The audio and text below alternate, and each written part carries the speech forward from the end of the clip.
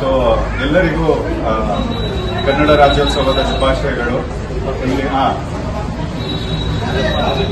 70ನೇ ಕನ್ನಡ ರಾಜ್ಯೋತ್ಸವದ ಶುಭಾಶಯಗಳು. ಇದರಲ್ಲಿ ಹೇಳೋದೇನು ಅಂದ್ರೆ ನಮ್ಮ ಮಾಮೂಲಿ ರಾಜ್ಕುಮಾರ್ ಅವರು ಹೇಳಿದಂಗೆ ಹುಟ್ಟಿದರೆ ಕನ್ನಡ ನಾಡನ್ನು ಹುಟ್ಟಬೇಕು, ಮೆಟ್ಟಿದರೆ ಕನ್ನಡ ಮಣ್ಣನ್ನು ಮೆಟ್ಟಬೇಕು. ಎಲ್ಲರಿಗೂ ಕನ್ನಡ ರಾಜ್ಯೋತ್ಸವದ ಶುಭಾಶಯಗಳು. ಎಲ್ರಿಗೂ 70 ಕರ್ನಾಟಕ ಕನ್ನಡ ರಾಜ್ಯೋತ್ಸವ ಶುಭಾಶಯಗಳು.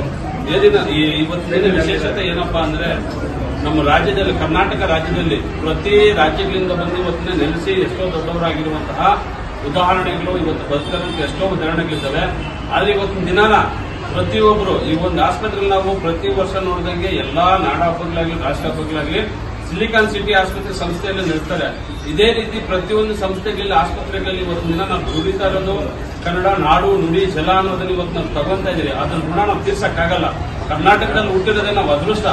ಈ ಭಾಗದಲ್ಲಿರುವಂತಹ ಒಂದು ಏನು ನಮ್ಮ ಸಂಪಾದನೆಯಾಗಿ ಎಲ್ಲಾನು ನಾವು ಪಡಿತಾ ಇದ್ದಾರೆ ಅಂದ್ರೆ ಕರ್ನಾಟಕ ರಾಜ್ಯದಲ್ಲಿ ಹುಟ್ಟಿರೋದು, ನಮ್ಮ ಒಂದು ದಕ್ಷಿಣ ಭಾರತದಲ್ಲಿ ಹುಟ್ಟಿರೋದೇ, ಅದರಲ್ಲಿ ಕರ್ನಾಟಕದ ನಮ್ಮ ಅದೃಷ್ಟ.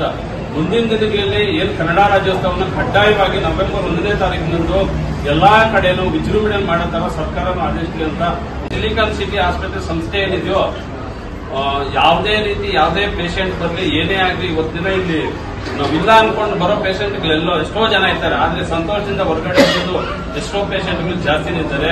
ಮುಂದಿನ ದಿನಗಳಲ್ಲಿ ನಾವೇನು doctor neuro surgeon Supreeth sir ಇದ್ದಾರೋ, ಆಯುರ ಆರೋಗ್ಯ ಎಲ್ಲ ಕೊಟ್ಟು ಇನ್ನೂ ಚೆನ್ನಾಗಿ ಮತ್ತೆ ಅವ್ರ ತಂಡ ಇದೇ ರೀತಿ ಅವ್ರ ಬೆನ್ನೆಲುಬಾಗಿ ನಿಂತ್ಕೊಂಡು ನಮ್ಮ ಸಂಸ್ಥೆಯನ್ನು ಮುಂದಿನ ದಿನಗಳಲ್ಲಿ ಒಳ್ಳೆ ದೊಡ್ಡ ಮಟ್ಟಕ್ಕೆ ಸಿಲಿಕಾನ್ ಸಿಟಿ ಅನ್ನೋದು ಇನ್ನ ಒಳ್ಳೆ ಎತ್ತರ ಬೆಳಿಬೇಕನ್ನೋದೇ ನಮ್ಮ ಆಶೆ ಅಂತ ಈ ಒಂದು ನಿಟ್ಟಿನಲ್ಲಿ ಹೇಳಕ್ ನಾನು 2 ಮಾತು ನಮ್ಮ ಜೈ ಭೀಮ್.